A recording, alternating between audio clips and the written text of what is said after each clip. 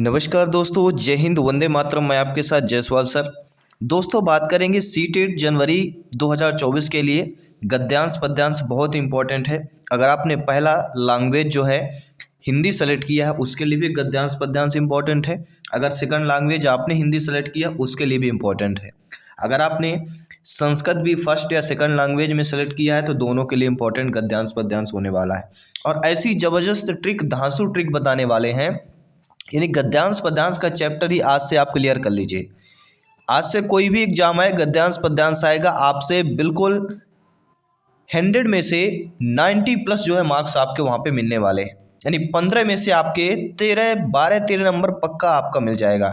1-2 number आपके education पर जो डिपेंड करता है, आपकी सोच पर डिपेंड करता है। तो चलिए शुरुआत करते हैं। यूट्यूब में पहली बार ऐसा ट्रिक बताने वाले हैं जो 15 से 15 पूरे नंबर आपके सही होने वाले हैं।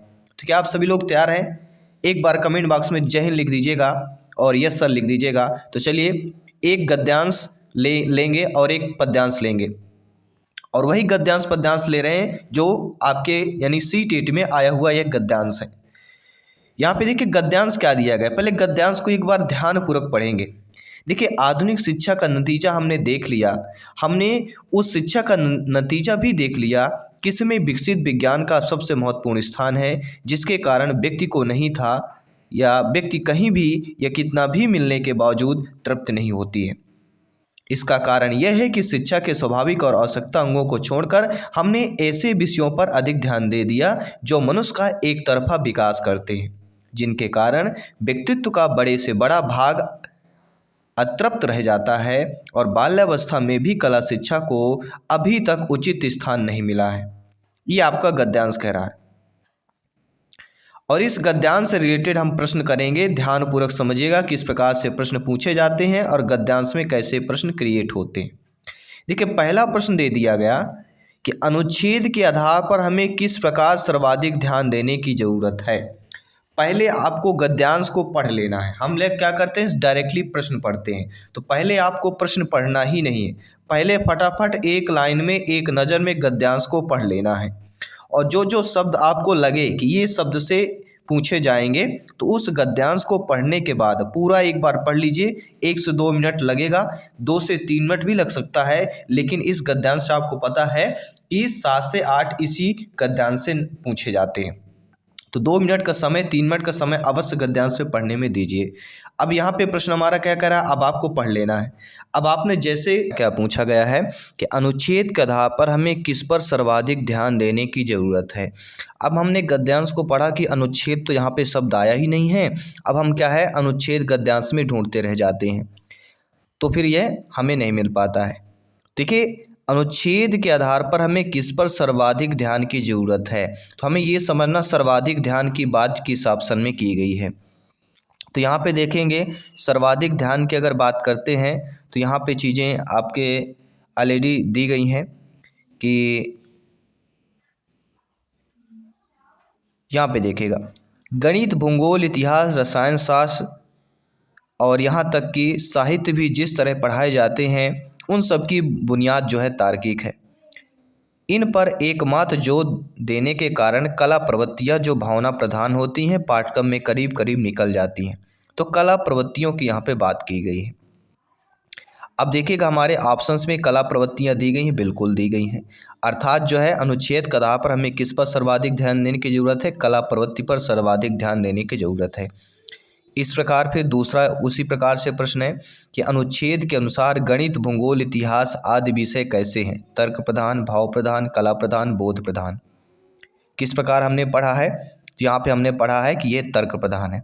देखिए कैसे, ये आप लोग आसानी से ढूंढ लेंगे क्योंकि यहाँ पे लिखा हुआ है गणित, भूगोल, इतिहास, रसायन, यहाँ तक कि साहित्य भी जिस तरह से पढ़ाए जाते हैं सब इनकी बुनियाद कैसी है, तार्किक है। तो यहाँ पे क्या हो जाएगा, तर्क प्रधान हो जाएगा। तार्किक मतलब तर्क प्रधान। तो दोनों चीज़ें आपकी क्लियर हो गई। इसके बाद तीसरा प्रश्न देखते हैं। गद्यांश का तीसरा प्रश्न है कि ज्ञान विज्ञान को बहुत अधिक महत्व देने के कारण। देखिए, ज्ञान और विज्ञान को अगर बहुत अधिक महत्व देते थे, इस महत्व देने के कारण समाज उन्नति कर रहा है, समाज में विभाजन हो रहा है, व्यक्ति सजन की राय पर है या व्यक्ति विध्वंस की राय पर नहीं। तो ये आप बिना पढ़े मतलब गद्यांश को पढ़े हुए भी या एक बार पढ़ लिए तो इस प्रश्न का उत्तर आप लोग देख सकते हैं। ठीक है, अपने मनोविनोद से, अपने अंतरात्मा से, अपने ज्ञान से। तो ज्ञान विज्ञान को बहुत अधिक महत्व देने के कारण जो है किस ऑप्शन को सटीक है वह है कि समाज में विभाजन हो रहा है।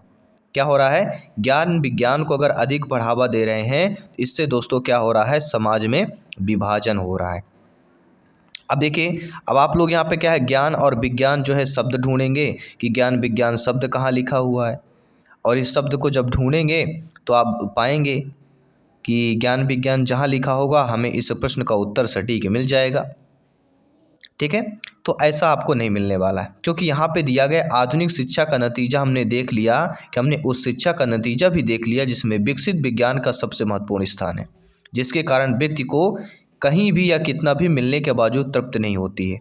इसका कारण यही है कि शिक्षा के स्वाभाविक और आवश्यक अंगों को छोड़कर हमने ऐसे विषयों पर अधिक ध्यान दिया है जो मनुष्य एक तरफा विकसित करते हैं, जिनके कारण व्यक्तित्व का बड़े बड़े भाग अतृप्त हो रहा है। यहीं से हमारा चीज़ें जो है क्लियर हो चुकी थी।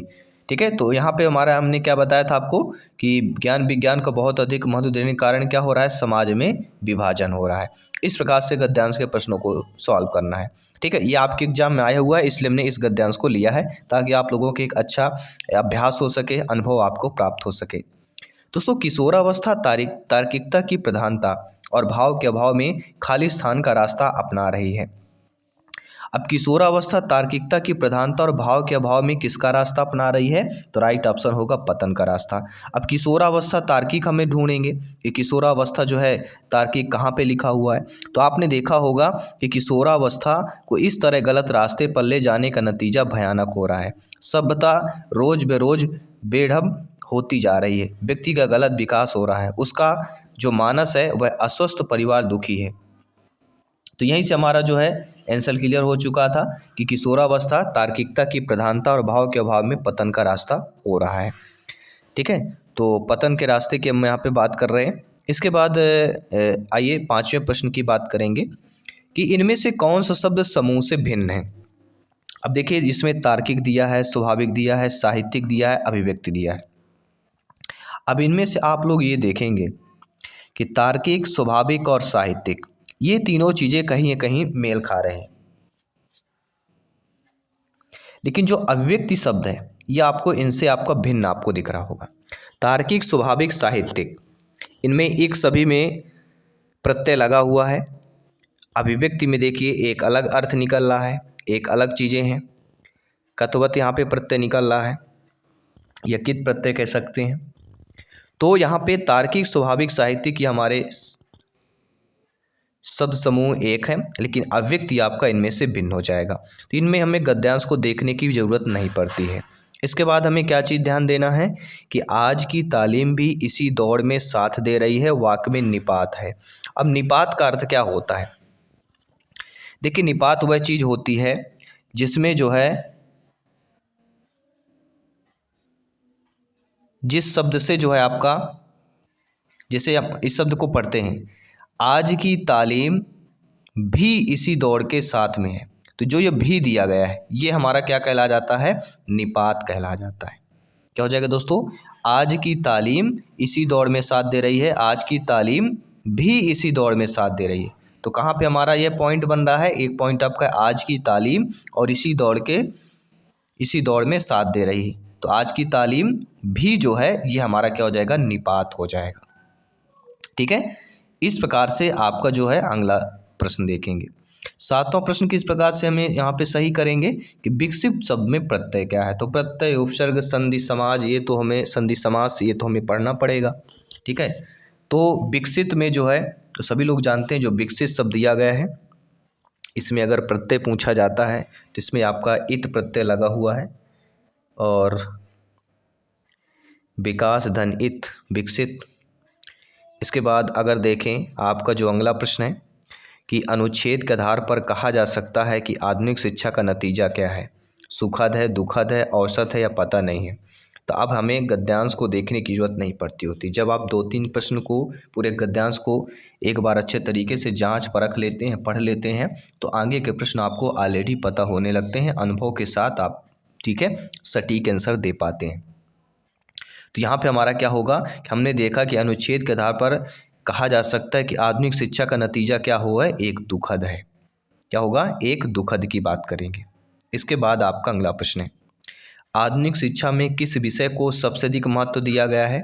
कला, भाषा, विज्ञान या इतिहास को दिया गया है? तो आप देखेंगे विज्ञान शब्द आया है। आधुनिक शिक्षा में किस विषय को सबसे अधिक महत्व दिया गया है? विज्ञान विषय को सबसे अधिक महत्व दिया गया है। ठीक है, एक बार गद्यांश में दिखा दूंगा ताकि आप लोगों को यहाँ पे कोई कन्फ्यूजन न रहे, क्योंकि विज्ञान जो है यहाँ पे ऑलरेडी दिया गया है और इसीलिए जो है हमने इस गद्यांश को एक बार और पढ़ने की ज़रूरत है। यहाँ पे लिखा हुआ है कि शिक्षा का नतीजा भी हमने देख लिया है, जिसमें विकसित विज्ञान का सबसे महत्वपूर्ण स्थान है। ठीक है, तो यहाँ पे हमारा आधुनिक शिक्षा में विज्ञान विषय को जो है सर्वाधिक महत्व यहाँ पे बताया गया है। तो 9 नंबर क्वेश्चन यहाँ पे कंप्लीट हो चुका। अब देखिए, अब काव्यांश को, अब यहाँ पे काव्यांश आएगा या कविता दी जाएगी। अब काव्यांश कविता को कैसे प्रश्न को सॉल्व करेंगे? सरकार दिव्य गौरव विराट साकार दिखा हो, सरकार ने लिखा हुआ, ठीक है, क्या है साकार। साकार मतलब किसे होता है? सुबह एक सुनहरे अवसर से कहते हैं। साकार दिव्य गौरव विराट पौरुष के पुंजी भूत ज्वाल, मेरी जननी के हिम किरीट, मेरे भारत के दिव्य भाल, मेरे नगपति मेरे विशाल, युग युग अजय निबंध मुक्त, युग युग गर्वोन्नति नित महान। निस्सीम व्योम में तान रहे, युग से किस महिमा का वितान, कैसी आखंड यह चिर समाधि, यतिवर कैसा यह अमर ध्यान, तू महाशून्य में खोज रहा किस जटिल समस्या का निदान, उलझन कैसा विषम जाल, मेरे नगपति मेरे विशाल। अब यहाँ पे देखिए हिम किरीट, यहाँ पे हमारा काव्यांश से पहला प्रश्न लिया गया है कि हिम किरीट का आशय क्या है। यहाँ पे देखिए हिम किरीट का आशय आपका जो है ठंडे से नहीं होता। हिम किरीट का आशय एक प्रकार से स्वर्णिम मुकुट के समान है।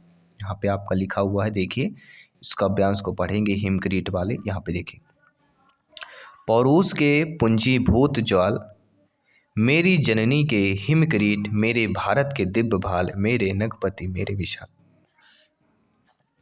तो मेरी जननी मतलब माता के हिम किरीट मतलब एक प्रकार का क्या होगा, स्वर्णिम मुकुट के समान। तो यहाँ पे स्वर्णिम मुकुट जो है हमारा सही आंसर होगा।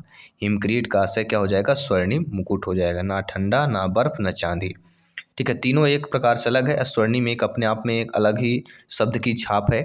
अगला है नगपति का विग्रह जो है समास होगा, यानी विग्रह और समास पूछा गया है। समास और विग्रह, नगपति, नगपति इसमें आया हुआ है।